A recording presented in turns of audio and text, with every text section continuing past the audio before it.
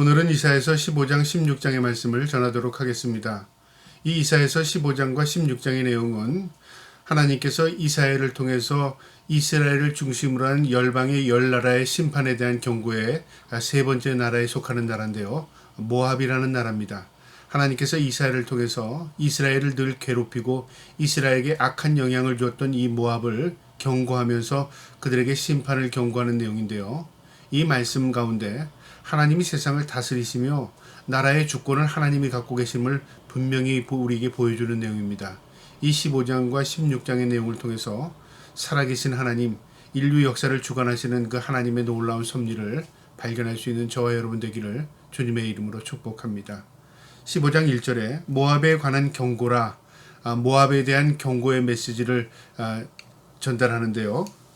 하룻밤에 모압 알이 망하여 황폐할 것이며 하룻밤에 모압 가라가 망하여 황폐할 것이라. 모압의 수도였던 알이 망한다는 내용입니다. 전쟁을 통해서 망하기도 하고요. 또 자연재해를 통해서 망하기도 하고 여러 가지 망하는 거에 대한 방법은 여러 가지겠지만 하나님께서 이 모압을 직접적으로 하나님께서 심판하시겠다는 겁니다. 2절에요. 그들은 바잇과 디몬 산당에 올라가서 울며 모압은 느보와 메드바를 위하여 통곡하는도다. 그들이 각각 머리카락을 밀고 각각 수염을 깎을 것이며 그들이 통곡하고 애곡하게 될 것인데 그들이 어려운 그 환난의 시기에 그들이 섬겼던 그모스 신의 산당에 들어가서요. 그들이 제사를 지내고 통곡을 하지만 그들이 섬기는 그모스 신이 그 모압을 구원하지 못한다는 겁니다. 3절에 거리에서는 굵은 배로 몸을 동였으며 지붕과 넓은 곳에서는 각기 애통하여 심히 울며 그들이 통곡하고 애곡하면서 붉은 베옷을 입었답니다. 무슨 말이냐면요. 바로 장례식장 옷을 입은 거죠.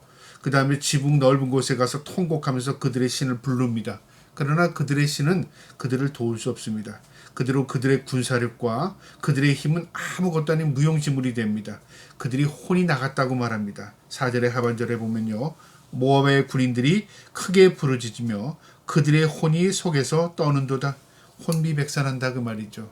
그러니까 적군이 쳐들어와서 그런 것도 아니고 하나님께서 그들을 심판하실 때에 그들이 두려움에 휩싸이게 된다 그 말입니다. 5절에 내 마음이 모압을 위하여 부르짖는도다.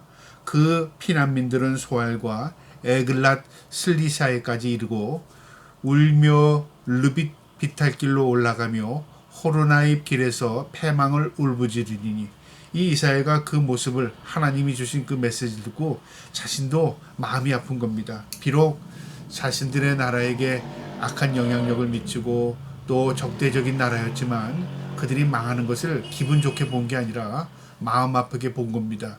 6절에 니뭇 물이 마르고 풀이 시들으며 연한 풀이 말라 청청한 것이 없음이로다. 자연의 기근이 드는 거죠. 풀이 마르고 물이 고갈되고 그다음에 연한 풀, 사람이 먹을 수 있는 식물이 다 말라버린다는 거죠. 그러니까 나라가 망한다는 것은 결국 전쟁으로만 망하는 게 아니라 하나님께서 이 자연을 통해서 재해를 통해서 이 인류를 이끌어간다 그 말이죠. 그러니까 한 나라가 망하는 것도요. 우리가 생각하지 않는 방법으로 망할 수 있는 것입니다. 우리는 국력이 강하고 그 다음에 풍요롭고 그리고 또한 우리가 물질이 풍부하면 잘 살 것 같잖아요. 그러나 하나님이 공급을 다 끊어버리면요. 한 나라도 순식간에 망하게 되는 겁니다. 물이 마르고 풀이 시들고 연한 풀, 사람들이 먹을 수 있는 식물이 다 고갈되는 겁니다. 7절에 그러므로 그들이 얻은 재물과 쌓았던 것을 가지고 버두나무 시내를 건너리니. 그들이 결국 살기 위해서 그 땅을 버리고요. 그들이 취한 재물을 가지고 보따리 싸서 국경을 넘는 겁니다. 왜냐하면 살기 위해서 국경을 넘어가는 거죠.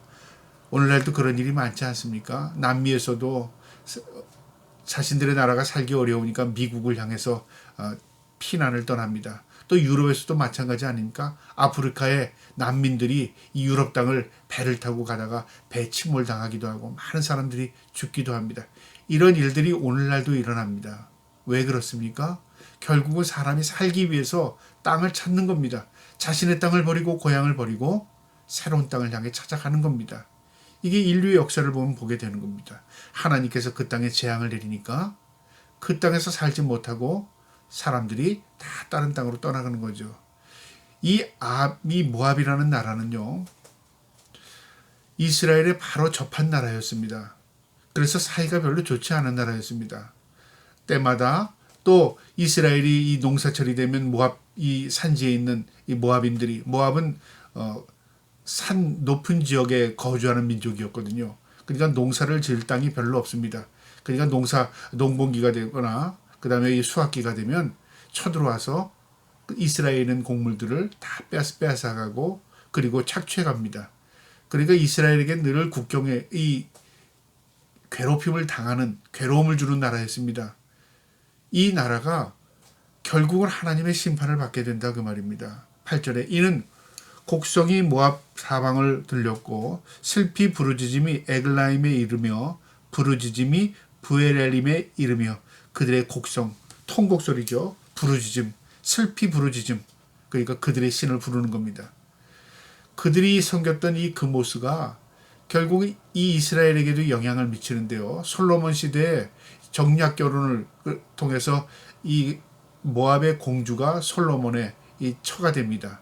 그래서 정략 결혼을 통해서 사이좋게 지내자고 했지만 그 일로 인해서 그들이 섬기던 그모스 신도 섬기게 됩니다. 그래서 솔로몬이 그모스 신당도 지어줬습니다. 결국 이 일로 인해서 이스라엘 민족에게 악한 영향력을 미치게 되고요. 그 후로도 좋은 관계를 이어가지 못합니다. 우리가 인간적인 방법으로 좋은 관계를 맺기 위해서 좋은 방법이라는 생각을 통해서요. 인간적인 방법을 사용하지만 그것이 결국 오래가지 않습니다. 그래서 하나님께서 함께 하실 때에 우리의 모든 인간관계도 하나님의 은혜 속에 연결되는 것입니다. 이 모압이라는 나라가 결국 망하게 된 것은요. 좋은 영향력 아래에 있지 않았고 그들이 우상을 섬겼고요. 하나님의 백성을 늘 괴롭혔습니다. 결국은 그들이 좋은 위치에 있었지만 결국은 하나님의 심판을 받게 된 겁니다. 9절에요. 디몬 물에는 피가 가득함이로다. 그럴지라도 내가 디몬의 재앙을 더 내리되 모압에 도피한 자와 그 땅에 남은 자에게 사자를 보내리라. 하나님께서 긍휼을 베푸지 않겠다는 겁니다. 그래서 피가 가득한 디몬에 피가 가득해서 사람이 죽은 그 시신이 가득한 거죠. 그래도 하나님께서 그 분노를 거두지 않고요. 그 땅에 남은 자에게, 살아남은 자에게 사자를 보낸답니다. 이게 바로 누구냐면 윗국가였던 아수르와 바벨론 군대를 보내서 그들 나머지 이 남은 사람들, 생존한 사람들을 다 멸절시키겠다 그 말입니다. 16장 1절에요. 너희는 이 땅 통치자에게 어린 양들을 들이되 셀라에서부터 광야를 지나 딸 시온산으로 보낼지니라. 뭐라고 말하냐면 너희는 이 모압에게 말하는 겁니다. 하나님께서 선지자 이 이사야를 통해서 모압에게 경고하는 내용인데 너희가 살아남을 수 있는 방법은 이스라엘에게 조공을 바쳐야 된다 그 말이죠. 그러니까 이스라엘의 속국이 되라 그 말이죠. 그런 경고를 한 겁니다. 모압이 이스라엘을 괴롭혔는데 거꾸로 하나님께서 모압에 재앙을 내리니까 모압이 살아남을 방법은 이스라엘에게 조공을 바치는 것밖에 없다 그 말입니다. 2절에 모압의 딸들은 이르논 나루에서 떠다니는 새 같고 보금자리에서 흩어진 새새끼 같으리라. 그러니까 둥지가 없는 거죠. 그들이 쉴 만한 곳이 없는 겁니다. 다 흩어져 버린다 그 말입니다. 3절에요. 너는 방도를 베풀며 공의를 판결하며 대낮에 밤같이 그들을 지으며 쫓겨난 자들을 숨기며 도망한 자들을 발각되게 하지 말며, 그러니까 그들이 도망해서 생명을 유지하기 위해서 굳건히 생명을 유지하게 된다 그 말입니다. 4절에 나의 쫓겨난 자들이 나와 함께 있게 하되 내 모압은 멸절하는 자 앞에서 그들에게 피할 곳이 되라. 대저 토색하는 자가 망하였고 멸절하는 자가 그쳤고 압제하는 자가 그 땅에서 멸절하였으며. 모압을 두고 하는 말입니다. 이스라엘을 괴롭혔던, 토색했던, 그리고 압제했던 이 모압이 망하게 될 것이다 그 말이죠. 5절에 다윗의 장막에 인자함으로 왕위가 굳게 설 것이요 그 위에 앉은 자는 충실함으로 판결하며 정의를 구하며 공의를 신속히 행하리라. 이스라엘은 굳건하게 보존되리라 그 말이죠. 하나님의 약속, 다윗의 언약을 통해서, 다윗의 혈통을 통해서 남유다가 존속해 나갈 것이다 그 말입니다. 6절에 우리가 모압의 교만을 들었나니 심히 교만하도다. 그들이 교만했던 이유는 무엇일까요? 그들이 교만했던 군사력, 그들이 가지고 있던 힘, 능력이었겠죠. 그것이 그들을 결국 망하게 만든 겁니다. 심히 교만하도다 그렇게 합니다. 우리가 자랑스럽게 생각하고 우리가 남보다 낫고 우리가 많이 가진 것이 때로는 자랑일 때가 있잖아요. 그러나 그것이 오히려 나를 망하게 하고 나를 몰락시킬 수 있다는 것입니다. 그러니까 우리가 어떤 각도에서 보느냐에 따라 다른데요. 우리가 교만하다는 것은 내 중심의 삶이 결국 나를 교만하게 만듭니다. 우리가 겸손하려면 하나님의 피조물 가운데서 하나님이 나를 만드셨다. 나의 모든 것은 하나님께서 주어준 것이다. 하나님이 인정할 때 우리가 진정으로 하나님 앞에 겸손하게 살 수 있는 것입니다. 이게 진짜 복인 것입니다. 복은 내가 무엇을 가졌느냐, 무엇을 누리고 사느냐, 어떻게 행할 수 있느냐가 복이 아니라 내가 누구를 인정하느냐, 누구의 그늘 아래 있느냐, 누가 나를 지켜주느냐, 그것이 진정한 복입니다. 창조주 하나님께서 우리의 편이 되어주실 때 우린 진정으로 참된 평화와 안식을 누릴 수 있는 것입니다. 8절에요. 이는 내 헤스본의 밭과 신마의 포도나무가 말랐음이라. 전에는 그 가지가 아셀에 미쳐 광야에 이르고 그 싹이 자라서 바다를 건넜더니 이제 열국이 주권자들이 그 좋은 가지를 꺾었도다. 그들이 결국은 다 빼앗기고요. 헤브론의 좋은 밭들, 그 다음에 좋은 포도나무들이 다 말라버렸답니다. 그리고 다 빼앗겼답니다. 한때는 그 풍성한 열매들을 바다 건너 외국까지 수출할 정도의 많은 양을 그들이 수확을 얻었는데 이제는 결국 모든 것들을 다 빼앗기게 되었다 그 말이죠. 하나님의 이것이 섭리의 법칙입니다. 9절 하반절에요. 너의 여름실과 내 농작물의 즐거운 소리가 그쳤습니다. 그들이 풍요를 누리고 그들이 많은 것을 가지고 있는 것으로 교만했으나 하나님께서 그들의 모든 것들을 다 훅 불어버렸습니다. 다 빼앗기게 만들었습니다. 그리고 자연재해로 인해서 소출을 줄였습니다. 결국 그들의 즐거움과 그들의 기쁨의 소리는 다 소멸돼 버린 겁니다. 10절에요. 즐거움과 기쁨이 기름진 밭에서 떠났고 포도원에는 노래와 즐거운 소리가 없어지겠고 뜰에는 포도를 밟은 사람이 없으리니 이는 내가 즐거운 소리를 그치게 하였습니다. 누가 그렇게 하셨어요? 하나님이 그렇게 했답니다. 하나님께서 모든 걸 거둬갔더니 즐거움, 기쁨이 다 소멸된 겁니다. 즐거워할 일이 없는 겁니다. 기뻐할 일이 없는 겁니다. 우리의 삶의 주인 되신 하나님께서 우리의 모든 것들을 주어주실 때 우리가 참된 기쁨과 즐거움을 누리고 살 수 있는 것입니다. 그러나 내가 아무리 즐겁고 기뻐하려고 해도 하나님께서 그것을 거둬가시면 우리는 기쁨과 즐거움을 누릴 수 없는 것입니다. 그래서 나의 삶의 주인이 하나님이신 것, 그거 꼭 인정하고 그거 꼭 기억하고 사는 저와 여러분 되기를 축복합니다. 12절에요. 모압이 그 산당에서 피곤하도록 봉사하며 자기 성소에 나가서 기도할지라도 소용없으리로다.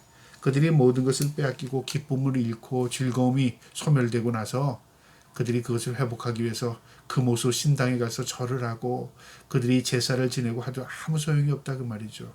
왜냐하면 그들이 섬기는 그 신은 거짓된 신이기 때문에 그렇습니다. 오히려 그들이 열심히 섬길수록 피곤해진답니다.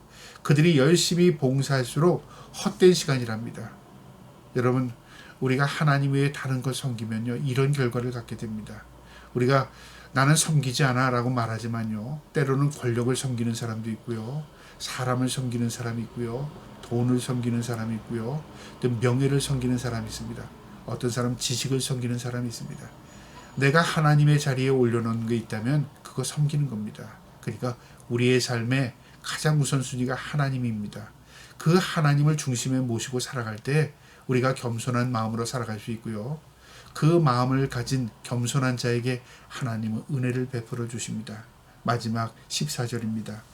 이제 여호와께서 말씀하여 이르시되 품꾼의 정한 해와 같이 3년 내에 모압의 영화와 그 큰 무리가 능욕을 당할지라.